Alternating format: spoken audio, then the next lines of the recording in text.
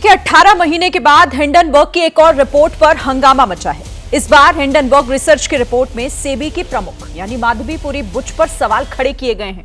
सेबी यानी कि वो संस्था जिसने हिंडनबर्ग के पिछले खुलासे की जांच की थी। हिंडनबर्ग की ताजा रिपोर्ट में कहा गया है कि सेबी प्रमुख यानी माधवी बुच और उनके पति उसी फंड में निवेश कर रहे थे जिनके साथ अडानी ग्रुप के प्रमुख गौतम अडानी के भाई विनोद अडानी का संबंध था। सेबी प्रमुख और अडानी ग्रुप दोनों ने इन आरोपों का जोरदार खंडन कर दिया, सिरे से खारिज कर दिया। लेकिन इस नए खुलासे के बाद इस पर राजनीति एक बार फिर से तेज हो गई है। बीजेपी और विपक्षी पार्टियां इसे लेकर आमने सामने हैं। आज की बहस हिंडनबर्ग की रिपोर्ट पर, लेकिन पहले जरा वार पलटवार देखिए।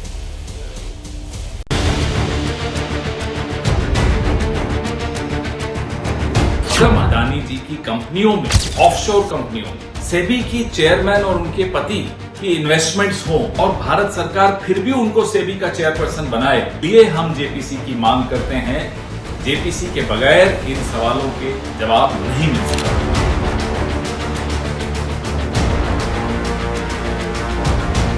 विदेशी कंपनियों से कांग्रेस का रिश्ता पुराना है, इसलिए भारत के हर आर्थिक संस्थान पर लगाना निशाना है। संदेह बहुत गहरा हो जाता है कि सीमा पार से विपक्ष के कुछ ऐसे तार जुड़े हुए हैं और यह बात हम गंभीरता से कह रहे हैं कि विपक्षी दल भारत में अस्थिरता और अराजकता उत्पन्न करना चाहते हैं। माधवी बुच और उनके पति धवल बुच उन्हीं ऑब्सक्योर बर्मुडा या मॉरिशस फंड में इन्वेस्टमेंट कर रहे थे जिनके साथ गौतम अडानी के भाई विनोद अडानी का संबंध था।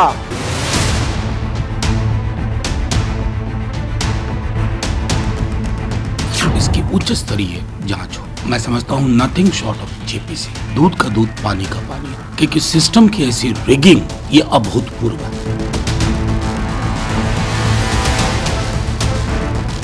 सेबी की अध्यक्ष माधवीपुरी बुच और उनके पति धवल बुच ने लगभग $10 मिलियन उन्हीं फर्जी कंपनियों में लगाए हैं जिसकी इनको जांच करनी थी। ये अडानी का घोटाला नहीं है, ये भारत के प्रधानमंत्री नरेंद्र मोदी का घोटाला है, ये भारतीय जनता पार्टी का घोटाला है।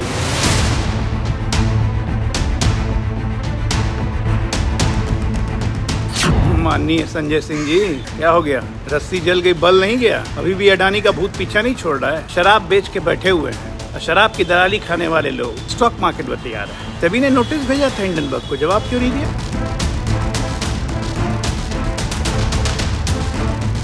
माधवी बुच, उसके ऊपर आरोप लगा है कि उनकी इन्वेस्टमेंट है अडानी की कंपनी में, वो यंत्रणा है किस प्रकार से काम कर रही है और किस प्रकार से भ्रष्ट हो रही है। ये सामने आने के बाद भी अगर सरकार चुप बैठती है तो ये सरकार सबसे बड़ी भ्रष्ट है। एक तरह से एक षड्यंत्र रचा रहे हैं कोई लोग बाहर के बैंक्स और कांग्रेस के साथ मिलकर। एक तरह से हमारे स्टॉक मार्केट, हमारे फाइनेंशियल सिस्टम और हमारे इन्वेस्टर्स के मन में कॉन्फिडेंस कम करने की एक तरह से कॉन्स्पिरेसी रचा जा रहा है।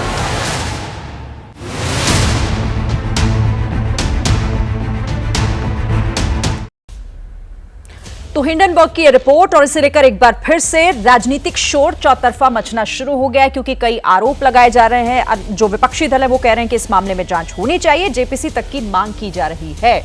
इसी पर हम चर्चा करेंगे। हमारे साथ एक पूरा पैनल खास मेहमानों का हमारे साथ जुड़ा हुआ है। पहले मैं परिचय आपसे करा दूं। शिवम त्यागी बीजेपी प्रवक्ता हमारे साथ जुड़ गए हैं, कांग्रेस के प्रवक्ता शुभ्रांश राय हमारे साथ हैं, आम आदमी पार्टी की तरफ से प्रवक्ता रीना गुप्ता हमारे साथ जुड़ रही है। इस पैनल में मार्केट एक्सपर्ट अरुण केजरीवाल हमारे साथ हैं। यहाँ स्टूडियो में मेरे साथ दो वरिष्ठ पत्रकार अभय दुबे और राकेश शुक्ला जी भी हमारे साथ हैं। बहुत स्वागत है आप सभी का। चर्चा में सबसे सवाल करेंगे। तो देखिए 18 महीने के बाद हिंडनबर्ग की एक और रिपोर्ट ने बवाल खड़ा कर दिया है। अब ये नया बवाल है क्या, ये नया विवाद क्या है और इस पर इतनी राजनीति क्यों हो रही है, क्यों सरकार की घेराबंदी विपक्ष की तरफ से की जा रही है, ये सब कुछ समझेंगे हम अगले आधे घंटे में। और साथ ही हमारे साथ जो पूरा पैनल जुड़ा हुआ है उनसे समझने की कोशिश करेंगे कि इस पर इतना शोर क्यों है। सबसे पहले मैं अरुण केजरीवाल, मार्केट एक्सपर्ट हैं आप, क्योंकि ये मार्केट से ही जुड़ा हुआ मामला, कई गंभीर सवाल इसमें सामने खड़े हो रहे हैं। लेकिन अब जो ये नई रिपोर्ट सामने आई है, अरुण केजरीवाल जी, इन आरोपों में दम क्या है, इनकी सच्चाई क्या है, हकीकत है क्या आखिर इसकी? देखिए, कुछ इन्वेस्टमेंट किया गया था जो डिक्लेयर्ड है, जो ऑन रिकॉर्ड है। जब माधवी जी को ईडी बनाया गया था सेबी में, तो उन्होंने ये जो इन्वेस्टमेंट किया गया था उसकी स्पष्टीकरण करते हुए उन्होंने अपना नाम निकालकर सिर्फ ये रुपए अपने हस्बैंड के नाम से किए। कोई भी गैर कानूनी काम नहीं है, ये इन्वेस्टमेंट करना जायज़ है और अलाउड है। उसके बाद में जब उनको ये समझ में आया कि उनकी आगे जाकर बढ़ोतरी हो सकती है, तो उन्होंने इस इन्वेस्टमेंट को बेच दिया, जिससे कि कोई किस्म का सवाल उठाया नहीं जाए कि आपके पास में ऑफशोर फंड में पैसा क्यों है। अगर ये गौर किया जाए तो माधवी जी उस समय सिंगापुर बेस्ड थी, आईसीआईसीआई बैंक में काम करती थी। उसके बाद में उनके जो हस्बैंड है वो एक ओवरसीज इन्वेस्टर हैं, कई मल्टीनेशनल कंपनियों में काम कर चुके हैं। ये पैसा उनका कमाया हुआ पैसा है और उन्हें हक है कि वो ऑफशोर फंड में इसे इन्वेस्ट करें। एक चीज़ और मैं आपको गौर कराना चाहता हूँ कि ये जो उन्होंने पैसा इस फंड में लगाया था वो महज 1.25 से 1.5% उनका कॉम्पोजिशन था पूरे फंड के साइज को देखते हुए। तो कहीं पर डोमिनेंट प्लेयर, डोमिनेंट इन्वेस्टर वो नहीं बने, और ये पैसे को कहाँ लगाया जाए, कहाँ निवेश किया जाए, जो फंड मैनेजर होता है उसका राइट होता है ये डिसीजन लेने का। तो मुझे ये नहीं समझ में आ रहा कि ये जो हिंडनबर्ग ने कंप्लेन करी है कि उनका ये पैसा था, क्या किसी ने इसे डिनाई किया है कि ये पैसा उनका नहीं था? तो आरोप क्या लग रहा है? जी ठीक है सर, और भी समझेंगे सर। कुछ और महत्वपूर्ण सवाल इस पर हैं, क्योंकि ये गंभीर इस लिहाज से भी हो जाता है क्योंकि अब इस पूरे मामले में सेबी की जो चीफ हैं उन पर ही सीधे सीधे हिंडनबर्ग की इस रिपोर्ट ने सवाल खड़े कर दिए हैं। लेकिन राजनीति भी अब इस पर जोरों पर हो रही है। शुभ्रांश शाह, आपके पास आती हूं क्योंकि इस मामले में कोर्ट एक बार पहले भी इसे रिजेक्ट कर चुका है। अब सवाल यहां पर उठता है कि इस बार इसमें कितना दम है, कितना फैक्ट नजर आ रहा है। लेकिन विपक्ष तो एकजुट दिख रहा है सरकार की घेराबंदी में, और इसमें जेपीसी की मांग की जरूरत क्यों पड़ रही है फिर? सिरीन, मैं आपके माध्यम से पूरे हिंदुस्तान को और आपके दर्शकों को बताना चाहता हूं कि सेबी वही संस्था है जिसने इस देश के आम जनता का जमा किया हुआ पैसा जो सहारा में लोगों ने किया है उसका 25,000 करोड़ रुपया लेकर कई सालों से बैठी हुई है। और चुनाव से पहले जो अमित शाह ने वादा किया लोगों का पैसा सहारा वाला वापस कराने के लिए, सबके कागज और फार्म भरवाया उन्होंने, जिसको उन्होंने नहीं लौटाया। उस संस्था पे, उस पैसे के ऊपर अगर कोई बैठा हुआ है तो उस संस्था का नाम सेबी है और उसके प्रमुख का नाम है माधवीपुरी बुच। एक बात। दूसरी इंपॉर्टेंट बात मैं आपके दर्शकों को बताना चाहता हूं कि इससे पहले, या ये ऐसा भी कह लीजिए कि माधुरी जी जो हैं वो कोई गवर्नमेंट ऑफिशियल नहीं थी, ना वो आईएएस है ना आईआरएस है, वो कोई भी सरकारी पद पे नहीं थी, वो एक प्राइवेट व्यक्ति थी, प्राइवेट आइडेंटिटी थी। फिर भी नरेंद्र मोदी जी ने उनको सेबी चीफ बनाया। ऐसा क्यों किया, ये एक रहस्य का विषय है। अब सवाल 2-3 बड़े भारी भारी होते हैं। सवाल यह है कि अगर माधवी जी ने अपनी सारी जानकारी पहले ही शेयर कर दिया है तो कल ही उन्होंने सेबी के ट्विटर अकाउंट को बंद करके प्राइवेट क्यों कर दिया? शक की सुई यहां से शुरू होती है। कहते हैं चोर की दाढ़ी में तिनका। दूसरी इंपॉर्टेंट बात, मुझे 2 वाक्या याद आ रहा है। पहला वाक्या याद आ रहा है जब अरविंद केजरीवाल जी ने, जब वो मुख्यमंत्री चेयर पे थे, विधानसभा के फ्लोर में 2023 में उन्होंने कहा था कि ये सारा पैसा अडानी का नहीं है, ये सारा पैसा नरेंद्र मोदी का है। ये कोट अनकोट सब रिकॉर्ड में है। इसके बावजूद नरेंद्र मोदी सरकार ने इसके ऊपर कोई चर्चा नहीं की, कोई व्हाइट पेपर नहीं लाया। उनके प्रवक्ता बेशक टीवी पे एक आध दिन हो हल्ला करके मामले को दबाने की कोशिश की। फिर दूसरी घटना घटी 2023 में ही अक्टूबर में, जब संजय सिंह और उनके साथ पूरा विपक्ष लामबंद होकर ये कह रहा था कि मोदी अडानी भाई भाई देश बेचकर खाई मलाई, उस पर भी नरेंद्र मोदी सरकार और भारतीय जनता पार्टी ने कोई व्हाइट पेपर नहीं दिया, कोई इसके ऊपर जांच नहीं की, कोई चर्चा नहीं की। इसलिए कहते हैं कि शक क्यों बढ़ता है। तीसरा, इन्होंने जो एक जिक्र किया, जनवरी 2023 में इसी सेबी के चेयरपर्सन ने, माधवी जी ने, सुप्रीम कोर्ट में हलफनामा दिया कि ये मामला पूरा क्लीन चिट है। क्या ये उन्होंने अडानी को क्लीन चिट दिया, या ये जो उनका खुद का लगभग 85 करोड़ रुपए की इन्वेस्टमेंट है, $10 मिलियन 85 करोड़ के आसपास होता है, उन्होंने अपने आप को स्वयं को क्लीन चिट दिया कि अडानी जी बचे रहेंगे तो हम भी बचे रहेंगे, क्योंकि मामला ऑफशोर अकाउंट का है। अब रही बात ये, हो सकता है उनके पास इन्वेस्टमेंट के और सारे ऑप्शंस हो। ठीक है। और सबसे इंपॉर्टेंट बात, हाँ। जो नहीं एक मिनट, जो राहुल गांधी जी ने अपने प्रेस कॉन्फ्रेंस में कहा था कि आखिर क्या दिक्कत है कि अगर कोई संस्था या कोई व्यक्ति इस देश के बिजनेसमैन को ऊपर कोई आरोप लगाता है तो नरेंद्र मोदी जी उस पे जांच क्यों नहीं बिठाते। ठीक है, चलिए। क्या उन नरेंद्र मोदी आपने कई पॉइंट्स उठा लिए, अब इन पर जरा बात भी कर लेते हैं। आप सवाल पूछ रहे हैं तो इस पर जवाब देना भी जरूरी है। ठीक है। जब बात जेपीसी की होती है, ठीक है, सिर्फ लास्ट 5 सेकंड, जल्दी से फटाफट, जब बात जेपीसी की होती है, क्योंकि पार्लियामेंट में हर पार्टी, हर देश, हर प्रदेश के लोग चुनकर जाते हैं, हर जिले के लोग जाते हैं, और उन सबका काम यही है सत्यता वेरीफाई करना। तो जब जेपीसी की मांग होती है तो नरेंद्र मोदी क्यों नहीं जेपीसी बिठाते? ठीक है, चलिए, क्या उन्हें डर लगता है? मैं जवाब ले लेती हूं। आपने बहुत लंबे चौड़े पॉइंट्स यहां पर रख दिए, अब बाकियों को भी जरा बोलने दीजिए। ठीक है सुब्रांशु राय, आप रहिएगा। शिवम त्यागी हमारे साथ जुड़े हुए हैं। शिवम, अब क्योंकि देखिए विपक्ष इस मामले में पूरी तरीके से आपकी घेराबंदी कर रहा है, शुभ्रांश राय तो सीधे सीधे सेबी चीफ की नियुक्ति तक पर सवाल उठा रहे हैं और कह रहे हैं कि जेपीसी की मांग अगर की जा रही है तो सरकार को किस बात का डर है, वो क्यों आखिर इस मामले पर आगे नहीं बढ़ रही है? शिरीन जी, मेरी आवाज आपको आ रही है? जी, थैंक यू। एक चीज मैं कहना चाहता हूं कि इस देश के बिजनेसमैन को टारगेट करो, विदेशी बिजनेसमैन सोरोस के हाथों में खेलो, इसके बाद एक कंपनी को जो है आरोप लगाओ, आरोप लगाने के बाद उसका जो है जब शेयर्स गिरे तो शॉर्ट सेलिंग करो, उसके बाद जो है उसको नुकसान करके और अपना पॉलिटिकल एजेंडा सीधा करके एक तरफ हो जाओ। कौन है सुब्रांश राय? सुप्रीम कोर्ट से बड़े हैं क्या? 24 केसेस में जांच हुई थी, रिव्यू पिटिशन हुई थी, सुप्रीम कोर्ट ने कहा कि इस फाइल को फेंक कर दूर मारिए, 22 मामलों में क्लीन चिट मिली, 2 मामलों में जांच पूरी कीजिए, 3 महीने के अंदर अंदर इस पर रिपोर्ट दीजिए। हिंडनबर्ग की उस रिपोर्ट को माना नहीं गया, 22 मामलों में क्लीन चिट दी गई और यह कहा गया कि सेबी सही दिशा में जांच कर रही है। कौन है सुब्रांश राय? कौन है हिंडनबर्ग? 42 पेजेस का नोटिस दिया था हिंडनबर्ग को।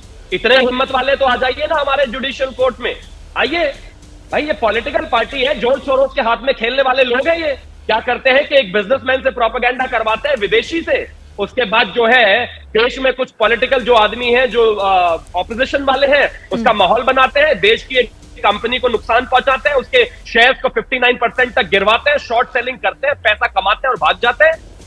सुप्रीम कोर्ट देगा इस देश में वर्डिक्ट और कोर्ट देगा इस देश में वर्डिक्ट, अगर कोर्ट भी दे कोई अगर देगा भी तो कौन है सुब्रांश राय भाई? और अब आगे आता हूं, विषय बहुत साफ है।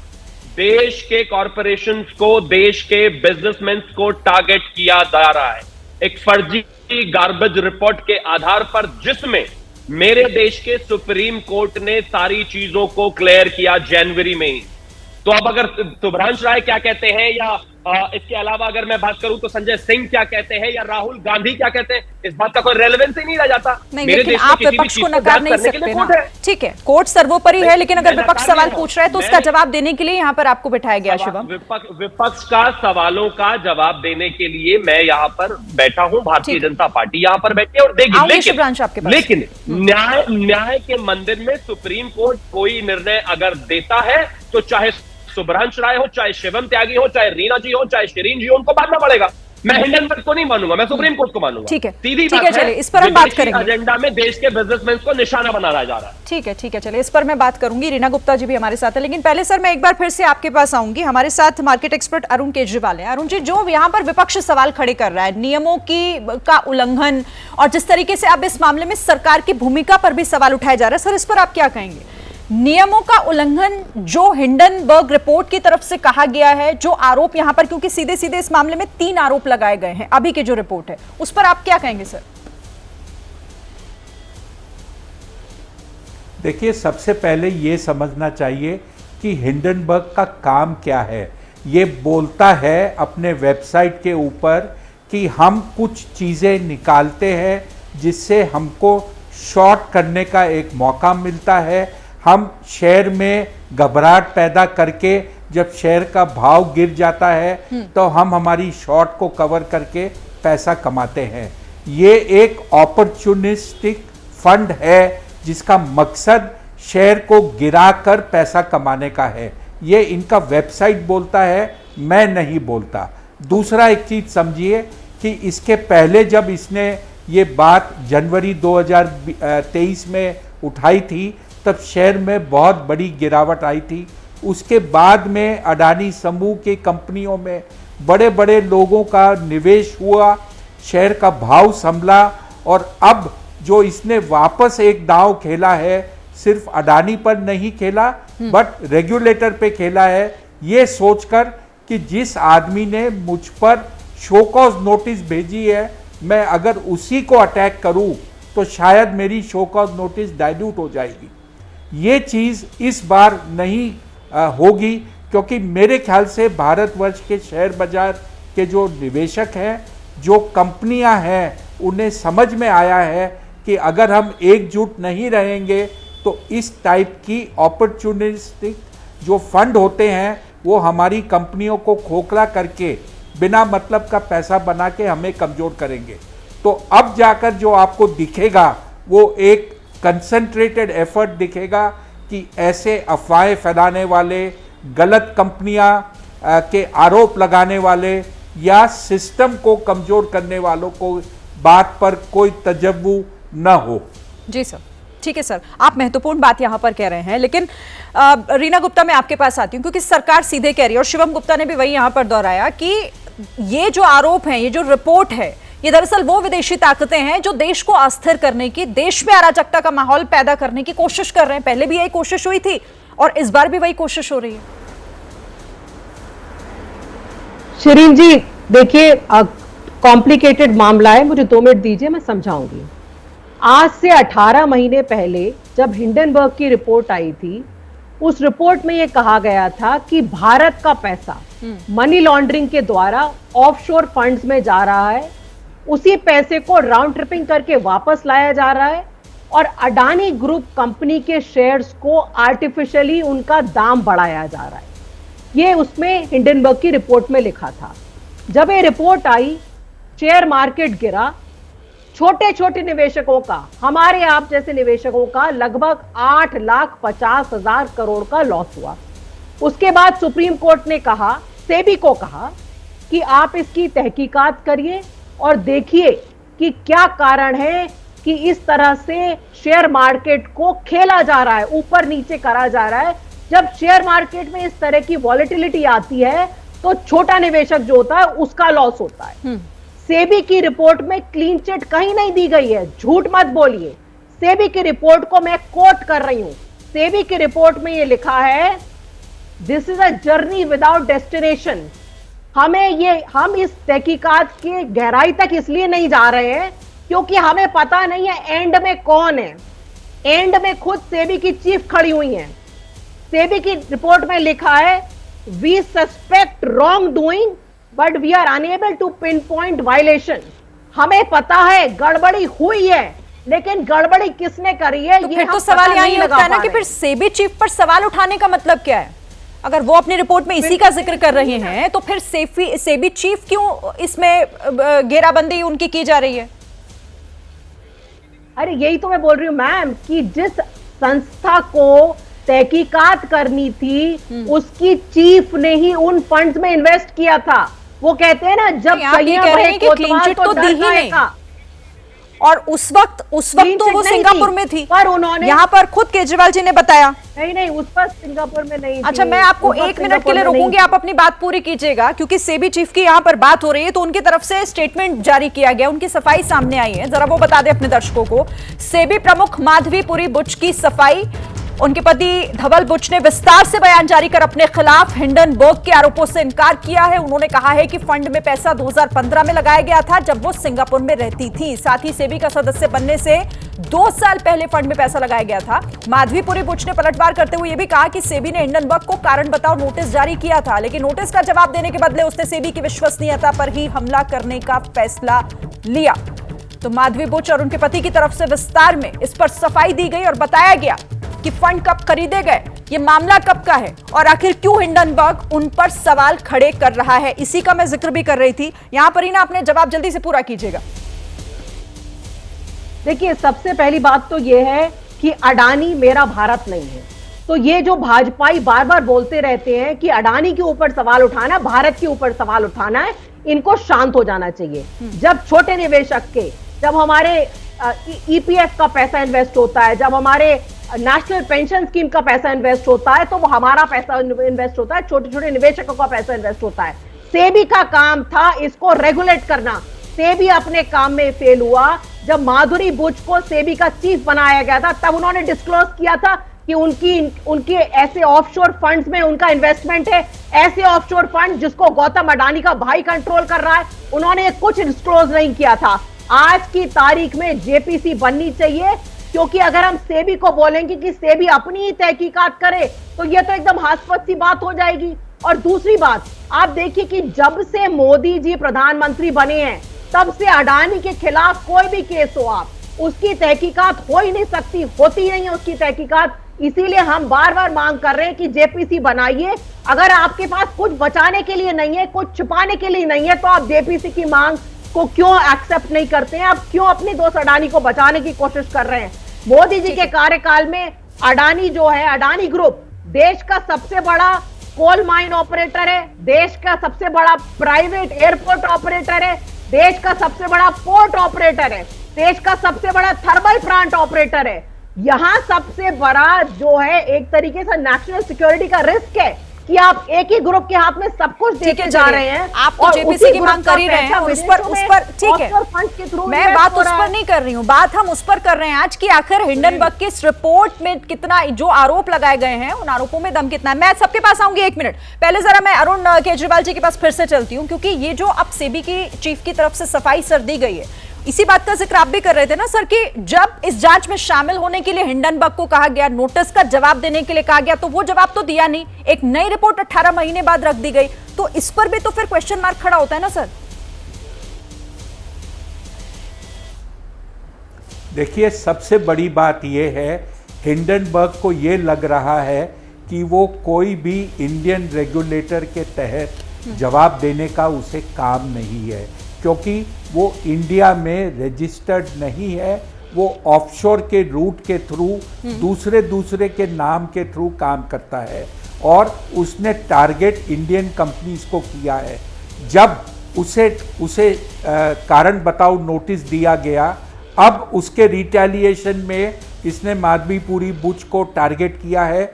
और अपने यहाँ पर देखिए, मैं मेंबर्स ऑफ पार्लियामेंट या पॉलिटिकल पार्टी के लोगों पर कमेंट करने के लिए नहीं बैठा हूं, लेकिन जब यहाँ की जनता जो इनको चुनती है और वो ये कमेंट करते हैं कि रेगुलेटर ने ये किया, ये अनाउंसमेंट, उनका डिक्लेरेशन कल का और आज का नहीं है, ये 2015 का है।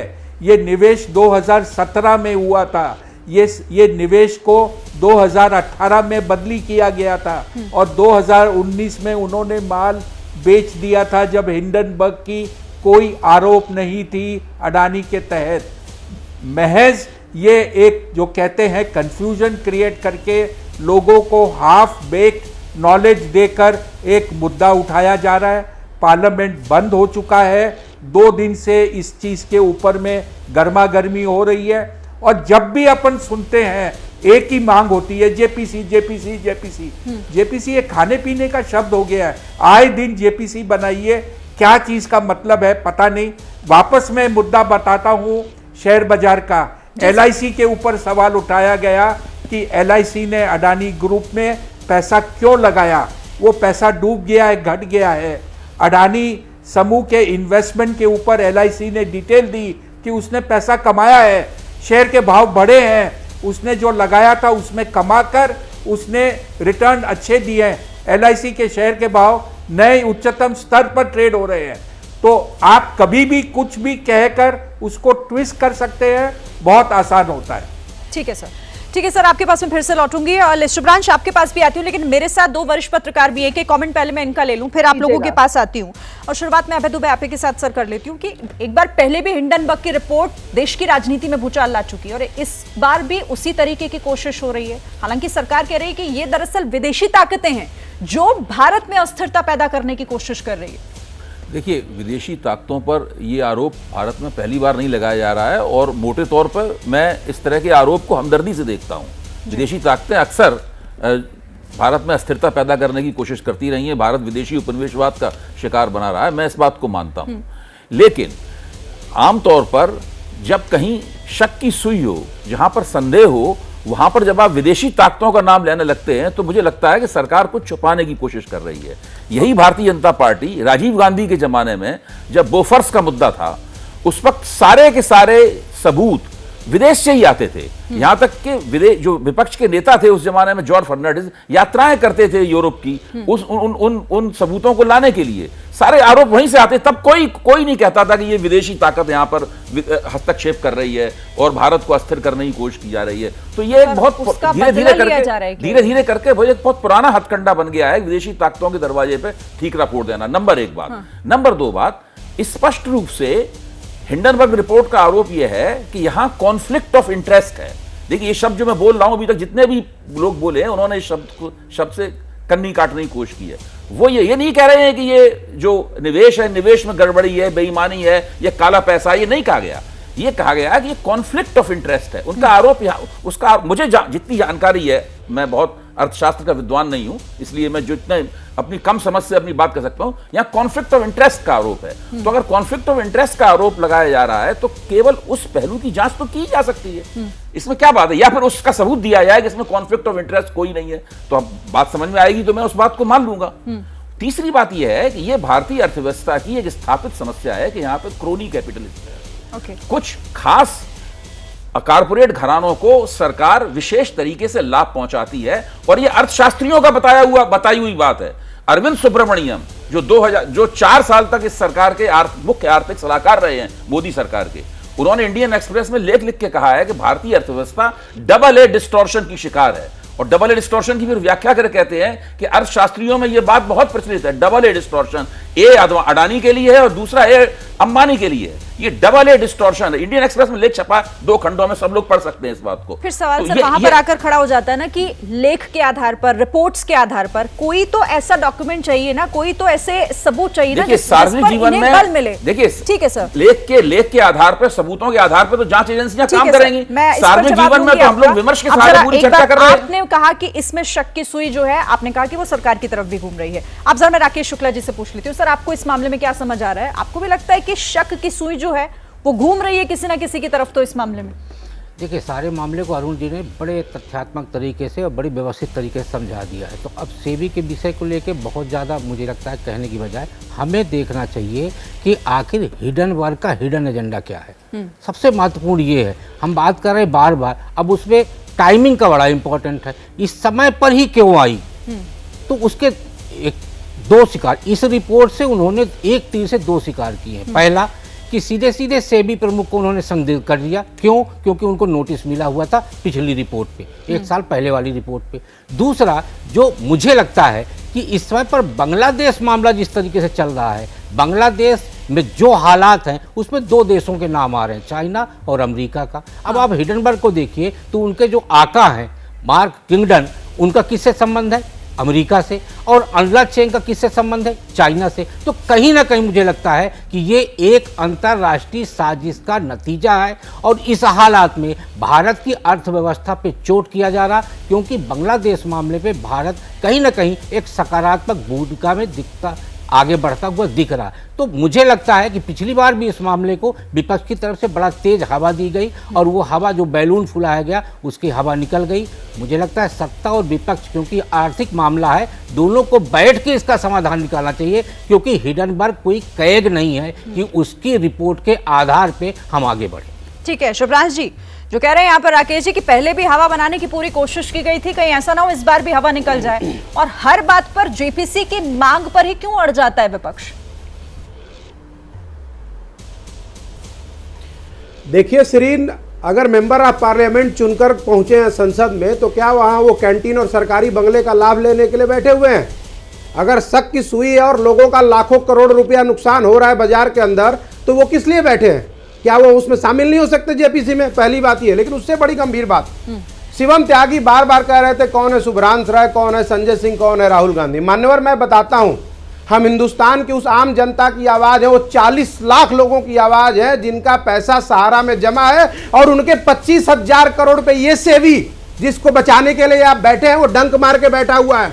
और ये जो आपके लोग मार्केट एक्सपर्ट जो LIC का हवाला दे रहे हैं, कभी पूछिए अपने दामन में झांक कर उस देश के आम जनता के पैसे का क्या हुआ। ये वही सेबी है ना? एक बार भी इस पे जवाब आया?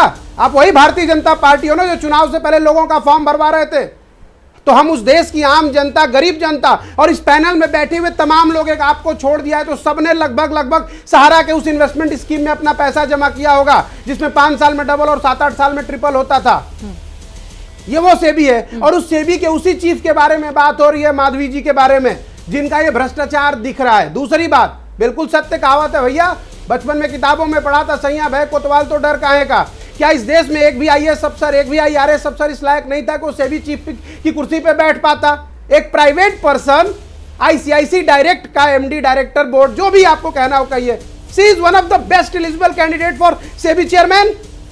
नरेंद्र मोदी जी का आखिर क्या रिश्ता है? ठीक है, बताना पड़ेगा आपको। सवाल देखिए, कागजों पे मत घुमाइए। वो 20,000 करोड़ ऑफशोर कंपनी में है, वो किसके हैं ये जवाब देना पड़ेगा। बाकी आपको जो हिंदू मुसलमान पाकिस्तान जवाब लेते हैं, जवाब आप दीजिए। Thank you. शुभ्रांश राय अकेले इस देश के नागरिक नहीं है और अकेले इस देश के ठेकेदार नहीं है, और कांग्रेस इस देश की अकेली पार्टी नहीं है। जैसे शुभ्रांश राय है, वैसे ही अडानी है, वैसे ही शिवम त्यागी और वैसे ही शिरीन है। तो शुभ्रांश राय टीवी पर आकर क्या ज्ञान देते हैं ये महत्वपूर्ण नहीं है, कोर्ट उस पर क्या टिप्पणी करता है ये महत्वपूर्ण है। उन्हीं 24 मामलों में से मैं फिर से कहता हूं 22 मामलों में क्लीन चिट हुआ है, 2 मामलों पर जांच है। यही सब बातें आपने तब भी कही थी। एक और चीज कहना चाहता हूं, एक कहा गया कि बोफोर्स ये तो चलता ही है, बोफोर्स में सबूत जो है बाहर से जुटा कर लाए गए, और बाहर से ही तो मंगाए थे सबूत। कहा था ना हिंडनबर्ग को 42 पेजेस का नोटिस इशू करके, क्या ये दीजिए सबूत, भाग गए वो, नहीं मिले सबूत। अब आगे आते हैं, जिस तरह की स्थितियां बनी और जैसी जैसी चीजें हुई है, कॉन्फ्लिक्ट ऑफ इंटरेस्ट की बात हुई है। बहुत सिंपल सा मॉडस ऑपरेंडी है। पहले शॉर्ट सेलिंग के लिए एक कंपनी के बारे में फर्जी खबर प्लांट करो, अगर उसको रेगुलेट करने वाली बॉडी उसको सही साबित कर दे कि नहीं जांच सही जा रही है, और कोर्ट उस पर यह ठप्पा लगा दे कि जांच सही जा रही है, तो उस रेगुलेटरी बॉडी पर ही सवाल उठा दो, कोई बात नहीं। अगर इससे भी बात नहीं बनेगी तो कल तो हिंदुस्तान सुप्रीम कोर्ट पर भी सवाल उठा देंगे। ठीक है, रीना गुप्ता, आप इसका जवाब दीजिए, फिर मैं अरुण केजरीवाल जी से एक इंपॉर्टेंट सवाल करूंगी, लेकिन आप पहले इसका जवाब दीजिए। कोर्ट पर भी भरोसा नहीं है क्या विपक्ष को? कोर्ट पर बिल्कुल भरोसा है, सुप्रीम कोर्ट को, लेकिन भारतीय जनता पार्टी की सरकार, केंद्र सरकार ने सुप्रीम कोर्ट को गुमराह किया, क्योंकि सुप्रीम कोर्ट ने सेबी की कमेटी को बोला था कि सेबी की कमेटी इसकी जांच करेगी। वही सेबी जिसकी चेयरपर्सन है माधुरी बुच। और तो सुनिए आप, और सुनिए, और कॉन्फ्लिक्ट ऑफ इंटरेस्ट सुनिए आप, जो सेबी की एक और गवर्नेंस कमेटी है। कैसे हुआ? अभी शांत करवाइए पहले। शिवम एक सेकंड, शांत करवाइए। शिवम एक सेकंड, इनको शांत करवाइए पहले। समय कम है, इस पर बहस नहीं करते हैं, पॉइंट टू पॉइंट बात करते हैं प्लीज। दोनों से रिक्वेस्ट है मेरी, जल्दी से रीना, फटाफट। पहली कॉन्फ्लिक्ट ऑफ इंटरेस्ट ये रही कि सेबी को बोला गया तहकीकात करने के लिए, सेबी की चेयरपर्सन का खुद इन्वेस्टमेंट है उन फंड्स में जिनकी तहकीकात होनी थी। दूसरी बात, आप देखिए सेबी की जो गवर्नेंस कमेटी है उसमें अडानी के समधी सिरिल श्रॉफ बैठे हुए हैं।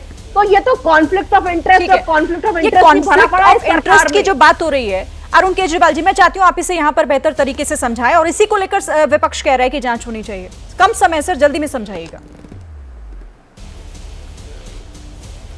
देखिए, जो कॉन्फ्लिक्ट ऑफ इंटरेस्ट है तब होता है जब वो इन्वेस्टमेंट जारी रहता। आज भी ये इन्वेस्टमेंट 2019 में खत्म हो चुका था, ये मुद्दा 2019 का नहीं है। ये क्यों कॉन्फ्लिक्ट ऑफ इंटरेस्ट को लेकर बार बार एक ही चीज की चर्चा कर रहे हैं और सभी को गुमराह कर रहे हैं। दूसरी बात ध्यान में रखिए कि जिस दिन वो सेबी की चीफ बनी थी उसके पहले उन्होंने ये इन्वेस्टमेंट से हाथ धो लिया था, निकल चुकी थी, और ये उन्होंने वापस स्पष्टीकरण किया है, ये क्लैरिफिकेशन दिया है ठीक है सर, नहीं है सर। इस पर एक लंबी बहस हो सकती है, विस्तार से इस पर चर्चा हम आगे भी करेंगे। मेरे पास वक्त की कमी थी। बहुत बहुत शुक्रिया, बहुत बहुत धन्यवाद आप सभी का हमारे साथ यहाँ पर आने के लिए, जुड़ने के लिए और इस खास बातचीत के लिए। हुंकार में फिलहाल इतना ही, खबरें लगातार जारी हैं। जैसे ही घड़ी का काटा दोपहर 2:30 पे आए, बबीता जी का दिल सास बहू साजिश के लिए मचल जाए। और ये है इनकी बहू, पूरे दिन ऑफिस की टेंशन हो जाए गॉन जब ये करें अपना फेवरेट शो फ्री टाइम पे ऑन। इनकी तरह आप भी देखिए अपना फेवरेट शो अपने टाइम पर और डाउनलोड कीजिए एबीपी लाइव ऐप अपने स्मार्ट टीवी पर।